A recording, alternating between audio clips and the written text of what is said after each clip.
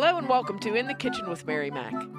Today we're trying a traditional Karpatka recipe, which is the Polish Carpathian cream cake, also known as the Carpathian Mountain Cake, and it's some sort of trending cake recipe on the interwebs.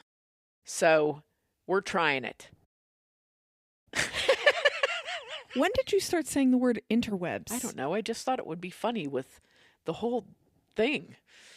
Okay. I was looking up trending recipes on the internet, and this one popped up, and I thought, why is that trending? And I don't know why it's trending. But anyway, probably nobody's heard of it. I certainly hadn't heard of it. It's basically a giant cream puff. It's a giant, enormous, giant cream puff. It's a recipe that comes from Poland, but it's not an old recipe. It's from the 70s. So it kind of makes me think that somebody was going to make cream puffs, and they said, I don't really feel like making cream puffs. Maybe I'll just do two things and fill that with cream. And they did that. Now, there's another traditional Polish dessert that I probably won't be able to pronounce that's called kremówka papieska, or papal cream cake. That is old, okay? And I found that recipe on the same website where I found this recipe, which is called polishfeast.com. And what that is, it's exactly it. They use a pastry cream, which this recipe uses the Polish version of pastry cream, which I found very interesting. The other recipe that predates this recipe is a very similar recipe, but it uses puff pastry. You bake puff pastry sheets and split them, fill them with pastry cream, and you cut them up. If you've ever seen Napoleons, they sort of resemble that, but it's this pastry cream with puff pastry, and I guess they were very popular in bakeries in Poland, and one time the Pope Paul, I think, a few popes ago. Was it a recent pope? Yeah, it was about 3 popes ago. About 3 popes ago. about 3 or 4 popes ago. He mentioned how much he missed this particular dessert, so it became this huge thing in Poland. Everybody was making it because it was like, oh my gosh, the Pope wants this dessert. So anyway, in the 70s, someone came up with this idea of making a giant cream puff that looked or reminded them of the Carpathian Mountains. So now that I've talked too much, I actually had a comment on our YouTube channel that a guy said that I talked too much. I should just get right to the recipes. And I said, well, you can always get the You can always just read print version of the recipe if you don't like the sound of my voice, which I tell everyone. Our print recipes are available at... We have written out versions of our recipes at marymacbakehouse.com. Just click the recipes tab. If there's one from an older episode or you can't find it, send us an email at info@marymacbakehouse.com and we'll type it up if it's not already typed up, or if it is, we'll send you a PDF.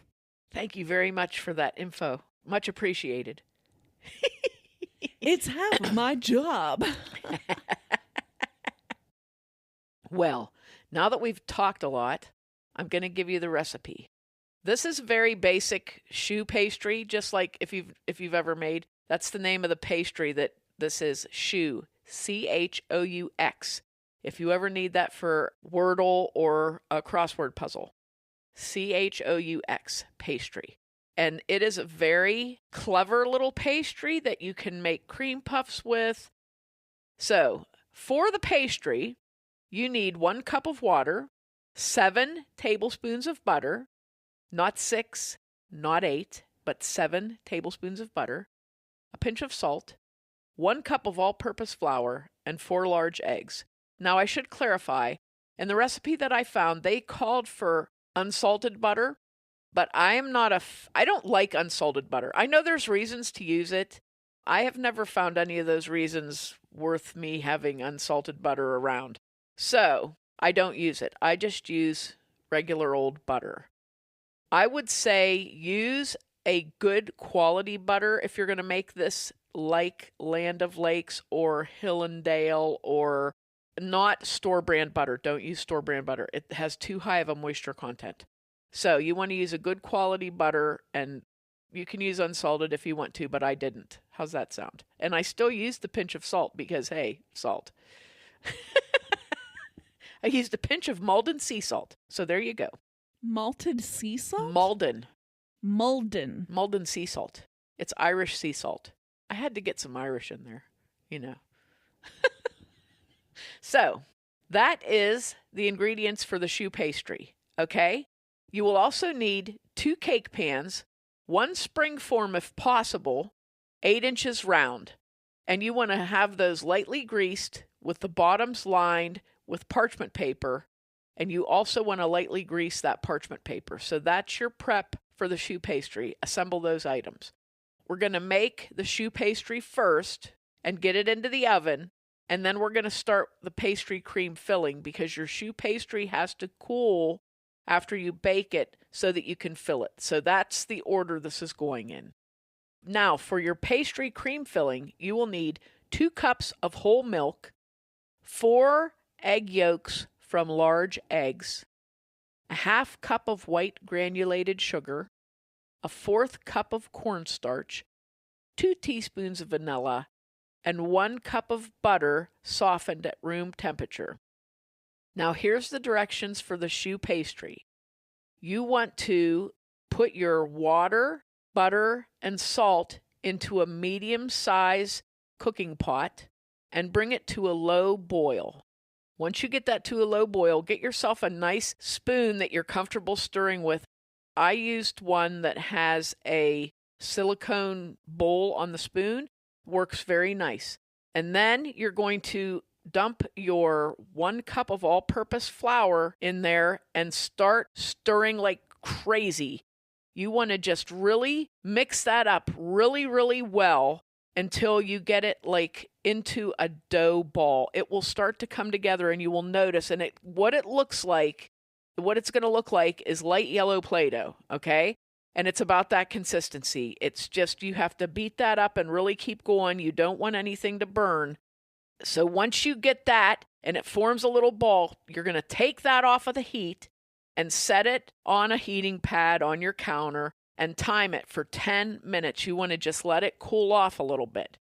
After 10 minutes, you're going to beat your 4 eggs in one at a time. So what I did was I would crack one into a bowl, dump it in there, beat it up. When it was all mixed in, get the next one. And you're going to beat all those 4 eggs in until you get a nice smooth batter. And what they usually say is you want it to look like a batter that could be piped. We're not piping this, but this is the same choux that you would use to make eclairs, you would use to make cream puffs.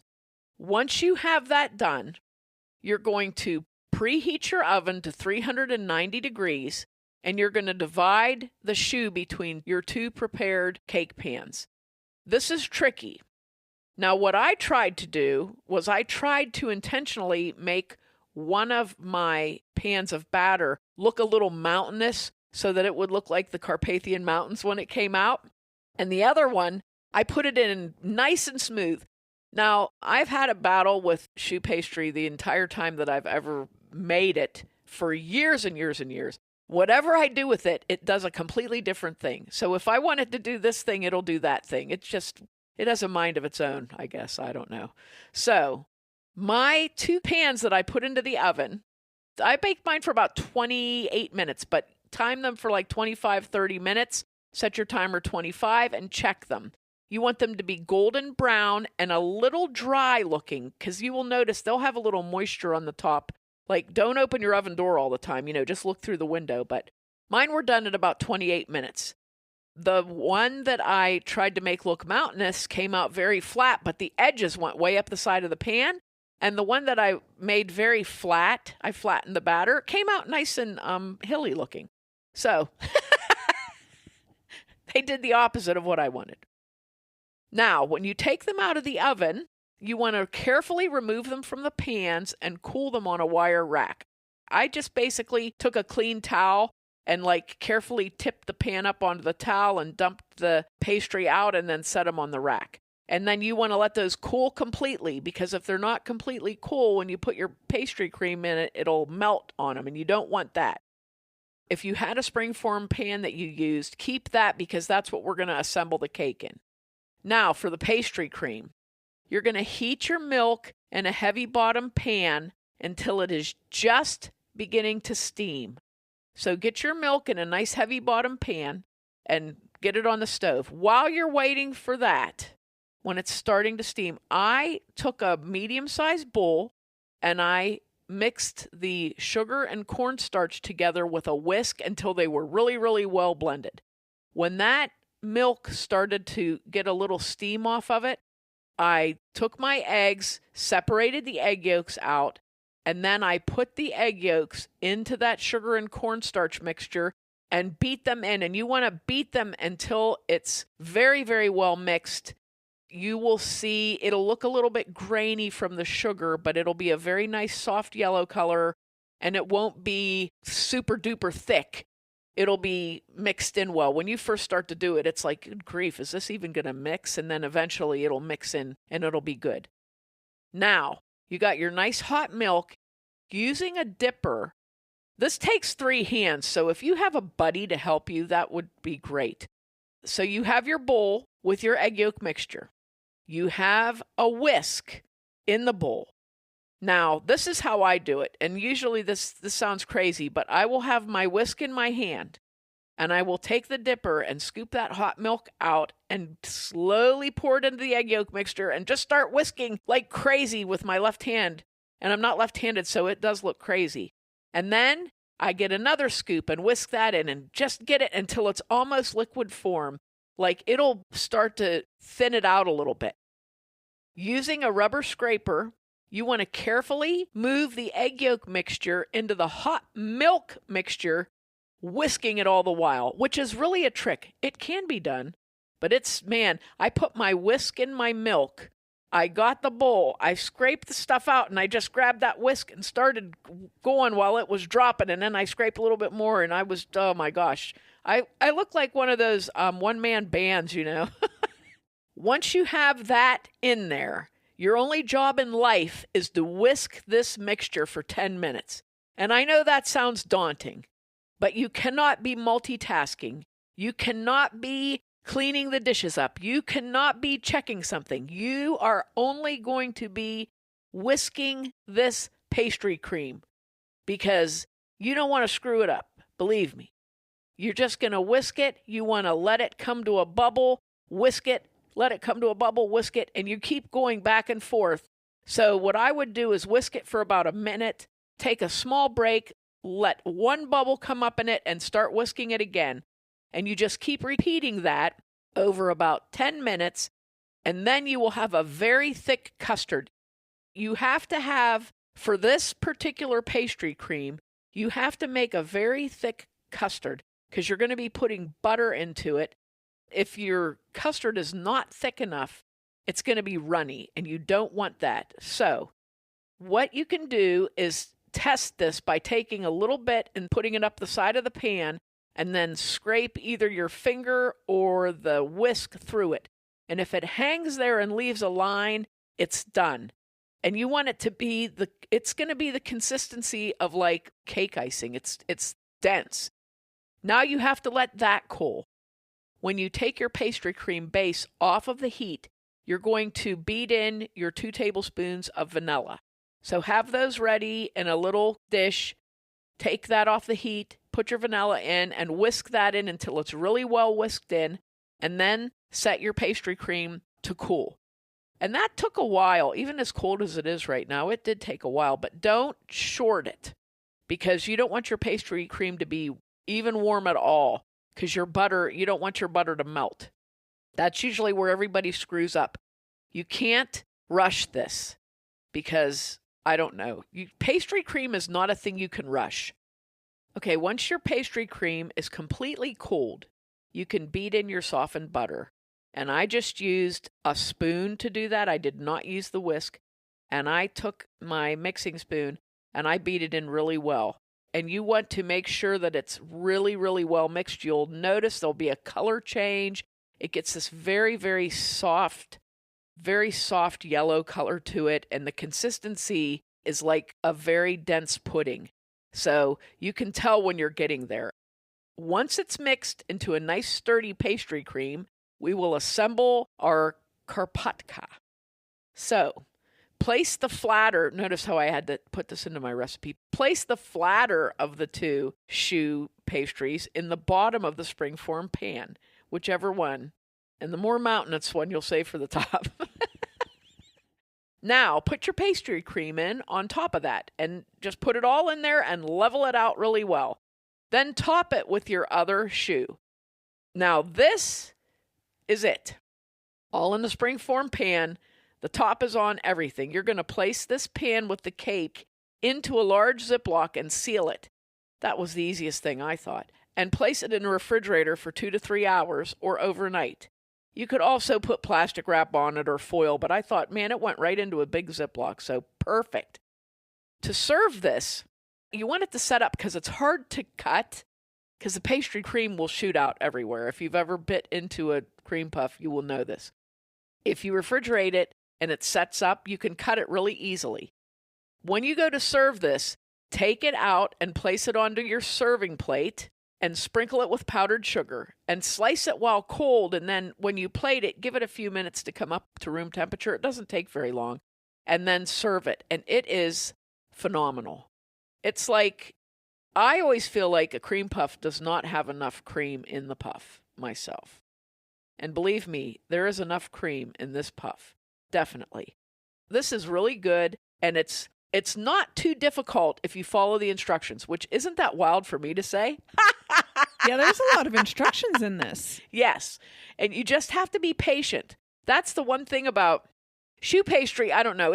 I've never had that much trouble with making it. More mine is like if I form it into something clever, it turns into another animal. So that's where I get it, is baking it. But the pastry cream is tricky, and there's several different kinds of pastry cream. I didn't realize that there was this whole, I never heard of Polish pastry cream, but that's what this is Polish pastry cream. There's different ways of making it, and I don't know, sometimes I have success with it and sometimes I don't, but I think really a lot of it is just being patient and taking your time. I didn't even have to strain mine through a strainer because sometimes if your eggs will actually cook while you're making it, you have to press it through a sieve and then take all those. Yeah, it'll like scramble. Yeah, take those out. And I didn't even have that. I was like, wow, how am I doing this? I don't even know. I can't make Jell-O. So there we go. This is it. This is the Karpatka recipe. It was very good. This is a good recipe. And I really enjoyed this website, polishfeast.com. They had a lot of really good recipes on it. This one said it was from Laura. So to Laura at polishfeast.com, thank you very much for this very comprehensive recipe. I enjoyed making it and I enjoyed eating it. So this is the trendy cake. If you're a trendy person and you want to be like with the in crowd, then why are you listening to our podcast? Absolutely. Get a life.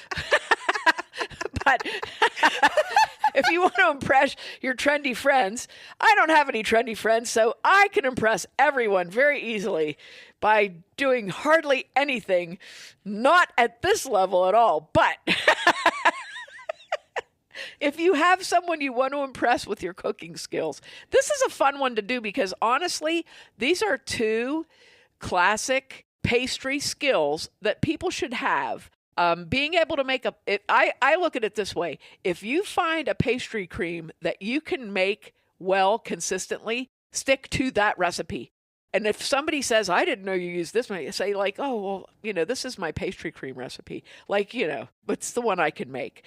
And choux pastry, this is a good choux pastry recipe too. And I liked it. It came out very nice. And there's so many things you can do with it that are fun. You can be very creative with it. So this is a very nice recipe to develop your baking skills. Then you can have my signature pastry cream. I hope you can give this a try. I think you will enjoy it. If you don't think you can make pastry cream at all, you can always substitute instant vanilla pudding. And we won't tell anyone, okay? No one will know. I would never say anything. Mum's the word. It's my signature pastry cream. It's vanilla pudding. I found that actually on a website from a German recipe, and it had this big Bavarian cream recipe, and it says, or you can use vanilla pudding. And I'm like, Hey, why didn't you put that first? I would have read all that. Sometimes you gotta do what you gotta do. Absolutely. Absolutely. Hey, it's all good in the end, you know? It's all good in the end. So I hope you like this. I hope you enjoyed our podcast. And I really hope you try this, because I'm telling you, I think it's the sort of thing that would make you proud of yourself. You know, even if, who cares if anybody else is proud of you, you know, but this is like, oh, I did it. And make sure to check us out online on social media at Mary Mac Bakehouse and on our website, marymacbakehouse.com. Thanks a lot for listening if you did. And if you didn't, too bad for you.